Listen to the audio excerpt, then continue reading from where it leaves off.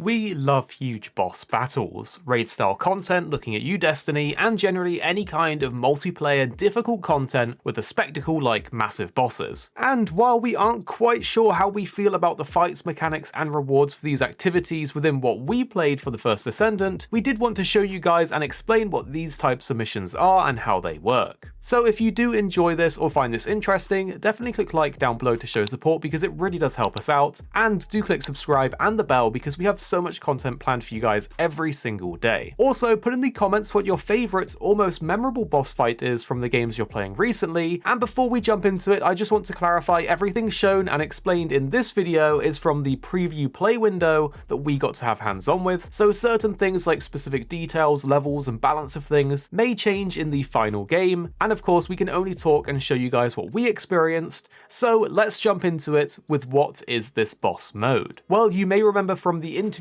and information out there about the game previously that there would be massive bosses that can be battled in multiplayer with different mechanics, weak points, and part breaks. Well, these bosses within the First Descendant are not out in the open world or in main missions as we initially expected, but instead they are in instance-style dungeons called Void Intercept battles. To access these VIB missions, you will need to go to Seneca within the town hub, which is called Albion, as Seneca is the sage in charge of VIBs. For the bosses themselves, there is a normal and hard mode available, which dictate the level and difficulty of the bosses, as well as the rewards for beating them. There are 5 total normal VIB bosses and 3 hard VIB bosses. When it comes to actually queuing into these boss fights, only the party leader can launch you onto these missions, and there will be a selection of bosses at different levels to pick from. For the normal mode, the levels go from 9 to 13 to 21 to 30 to 46. From our experience fighting these bosses both around the level they are shown at, as well as on high level characters with good gear, we believe going against the bosses at the level they are shown will provide quite a challenge. We personally wouldn't be very surprised if these were tweaked when it comes to balancing the final game. In terms of the bosses themselves though, from what we experienced, there is a couple different types of bosses when it comes to their character models, but then there are alternate versions of the same character models with different elements or difficulties. When you queue to battle one of these bosses, you will enter matchmaking and the system will attempt to squad you up with 3 other players, as these boss battles seem to be meant for a full squad of 4 players. If you are in a group of 3 however, and the matchmaking takes longer than 60 seconds, you will instead go into the battle as a 3. We aren't too sure if this is just for the preview version that we played, but that's how it worked for us, so all of the bosses we battled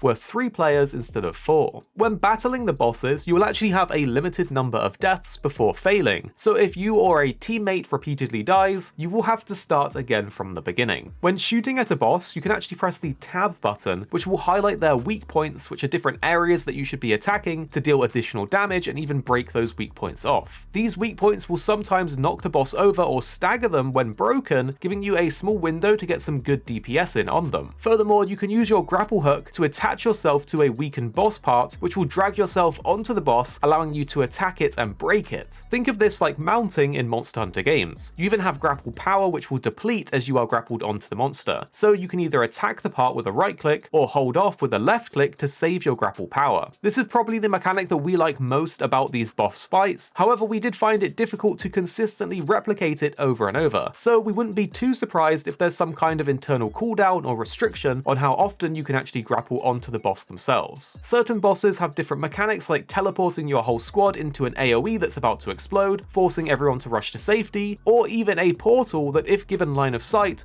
will very quickly kill you. For this portal, we found that you had to destroy it by shooting at it while dipping in and out of cover to destroy it before it kills you. So overall, team play is definitely needed, as well as learning the certain mechanics per boss type, or a wipe is easier than you think. Defeating the bosses will shower you in loot, including a variety of different rarities of items, so it looks like these bosses will be worth doing to get upgraded gear and higher rarity items. However, of course, we'll have to wait and see in the final game. You also get a participation reward of resources as well when you fight these bosses, and you even get the participation reward if you fail. One thing we will say is that we did find the higher level bosses were quite overtuned even on the powerful and well equipped characters that that they gave us, although this may change in the future, or maybe we just have to get good. So hopefully you all now understand how these VIB missions work and how the bosses function in the game, and that it hopefully has tempered your expectations, as we didn't encounter bosses like this anywhere else in the preview that we played, only in these VIB missions. So if you did find this interesting or helpful, or you learned something new, definitely click like down below to show support, because it really does help, and subscribe for all the videos we have planned for you guys, as there's so much good things in the works that you don't want to miss out on. The 2 videos on screen we think you will also really enjoy if you did enjoy this one. So if you do like the look of them, give them a click and tell us what you think after watching in the comments, but if you don't want to, no worries, but they are on the screen now if you do want to click.